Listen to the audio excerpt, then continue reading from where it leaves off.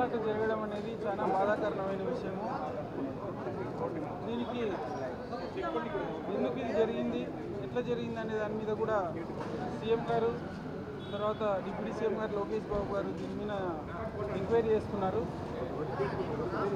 ఎందుకంటే గతంలో ఎన్నడూ లేని విధంగా ఎక్కువ శాతం జనాలు రావడం ఒకేసారి ఈ తొక్కిసలాట కారణమైందని అధికారులు చెప్తున్నారు. ముఖ్యంగా ఇక్కడ ఉన్న 14 మంది పేషెంట్స్ ఉన్నారు, ఎవరికి ఎటువంటి ప్రాణహాని లేదు. వీళ్ళని పరామర్శించడానికి ఇప్పుడు సీఎం గారు, డిప్యూటీ సీఎం గారు, నారా లోకేష్ బాబు గారు తిరుపతికి బయలుదేరడం జరిగింది. చనిపోయిన కుటుంబాలకు ధైర్యాన్ని ఇవ్వడానికి ప్రభుత్వం ఉంది, టీటీడీ ఉంది, ఎవరు అధైర్యపడాల్సిన పని లేదు. ఇక్కడ మిగతా వారికి గాయాలైన వారికి వాళ్ళకు ప్రభుత్వం దగ్గరుండి ఖచ్చితంగా ట్రీట్మెంట్ చేస్తుంది. ఎవరికి ఇటువంటి సంఘటన ఇంకొకసారి జరగకుండా చూసుకుంటాం.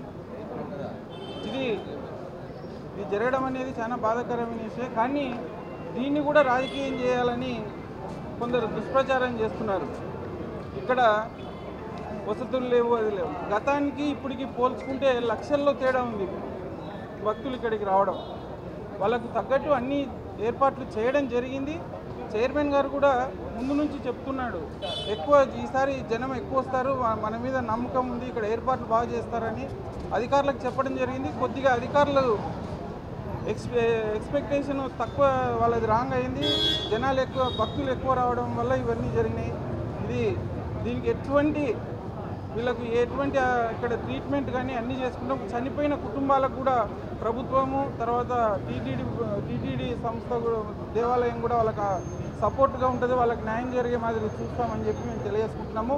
ఒకటే అపోజిషన్ వీళ్ళకందరికీ చెప్పేది, వచ్చి బాధిత కుటుంబాలకు ధైర్యం చెప్పే ధోరణి ఉండాలి. కానీ శవ రాజకీయాలు ఇంకా రాజశేఖర రెడ్డి శవంతో స్టార్ట్ అయినది, ఇంకా శవ రాజకీయాలు మానడం లేదు. ఇది బుద్ధి తెచ్చుకోండి అని చెప్పి నేను వైసీపీ నాయకులకు అందరికీ చెప్తున్నాను.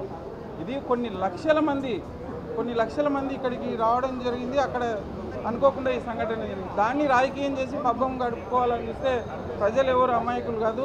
ఖచ్చితంగా రాష్ట్ర ప్రభుత్వము, టీటీడీ దేవాలయము వాళ్ళకు ఖచ్చితంగా సపోర్ట్గా ఉంటుంది. వాళ్ళకు ఇక్కడ ట్రీట్మెంట్ పూర్తిగా చేసిన తర్వాతనే వాళ్ళని ఇళ్ళకు పంపిస్తాము. చనిపోయిన కుటుంబాలకు కూడా మేము ఖచ్చితంగా రాష్ట్ర ప్రభుత్వం కానీ దేవాలయం కానీ వాళ్ళకు ఆదుకుంటామని చెప్పి మేము తెలియజేస్తున్నాం. అంటే ఇప్పుడు ఉండే 13 మందిలో కండిషన్ ఏంటి, ఎట్లా ఉంది? 14 మంది పేషెంట్లు ఇక్కడ ఉండడం జరిగింది. వాళ్ళకి ఎవరికి కానీ ప్రాణహాని లేదు, బ్రీతింగ్ ప్రాబ్లం లేదు. కొంచెం ఈ సైడ్కు పెయిన్స్ ఉన్నాయి, మామూలు నార్మల్ పెయిన్స్ ఉన్నాయి. డాక్టర్లు అందరూ అనుభవజ్ఞైన డాక్టర్లు ట్రీట్మెంట్ చేస్తున్నారు. ఎవరికి ఎటువంటి ప్రాణహాని లేదు. ఇక్కడ ఉన్న వాళ్ళు అందరూ సేఫ్గా ఉన్నారు. అనుకున్న దానికంటే ఎక్కువ మంది వచ్చారండి. ఎంతమంది ఎక్కువ వచ్చారు, ఎంతమందికి ఏర్పాట్లు చేశారు? దాదాపుగా నిన్న నైట్కే దాదాపుగా 1,50,000-2 లక్షల మంది దగ్గర ఉన్నారు. మామూలుగా అందరూ ఈరోజు ఎక్కువ వస్తారనుకున్నారు. అట్లాంటిది నిన్ననే ఒక్కసారిగా జనాలు ఎక్కువ రావడం, ఇప్పుడు బాధితులతో కూడా మాట్లాడడం జరిగింది.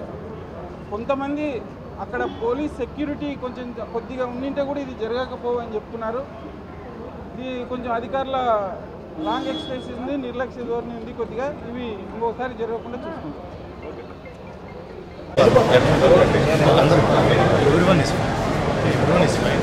Only ఒక ఆవిడకి ఫ్రాక్చర్ స్టర్న్ అయింది. 2 డేస్లో స్టోర్ నాకు తెలిసి ఇవాళ ఈవినింగ్ మార్నింగ్ డిశ్చార్జ్ కూడా డిప్యూటీ సీఎం వస్తాం.